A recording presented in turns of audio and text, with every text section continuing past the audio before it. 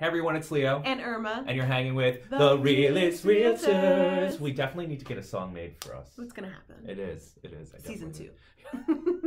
So today we want to talk about appraisals. Oh my Lanta, what is that? That is what the bank thinks your house is worth. And that's the one that really matters. Very important. Yes.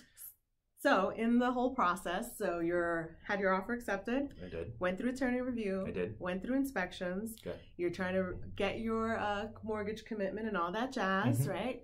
So the appraisal, this is where the bank sends an appraiser to the property to evaluate its current state, inside and out, compare it against recently sold properties in the neighborhood, and come up with its appraised value.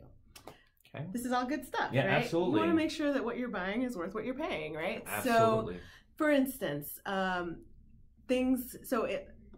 in most cases, it'll appraise, right? Especially if you were working with us, we got you comps before you made an offer. Correct.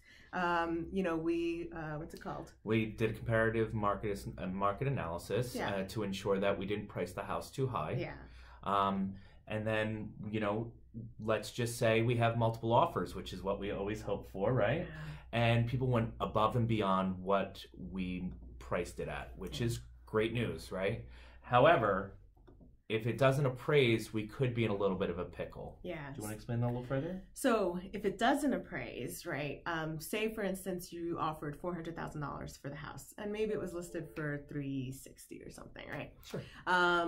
The bank comes in, does their appraisal and says it's only worth $380. And that's what that means to them is that that's how much they'll finance, right? So they'll only give you a loan for up to $380. If you're not covering the rest of it, someone's got to cover it. So if it doesn't appraise, you can go back through the attorneys and say, hey, it didn't appraise. Let's reduce the purchase price. Correct. Or let's negotiate meeting in the middle. You cover part of what it didn't appraise for and I cover the next part and we get to the $400,000 purchase price. Or you walk away. If you can't come to some sort of meeting of the minds, you can walk away. And another thing to keep in mind is, Zillow is going to have its own Zestimate, that's what it's called, and it's usually incorrect. Yeah. The way that a house is appraised is it's normally taken block by block, similar size, the same type of house, the updates or not updates, the square footage of the house, if the basement is finished, things of that nature, and it has to be in close proximity to your house.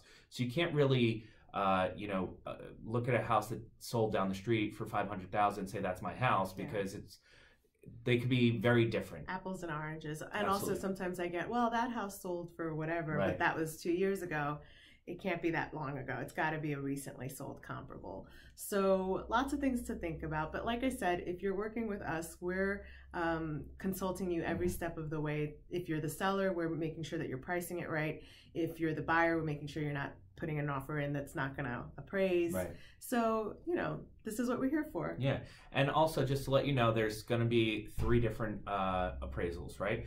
In your mind, it's what you think the house is worth, what the client thinks the house is worth, and what the bank thinks the house is worth. And that's why you need us to structure it together so that those all click together very nicely. Yeah.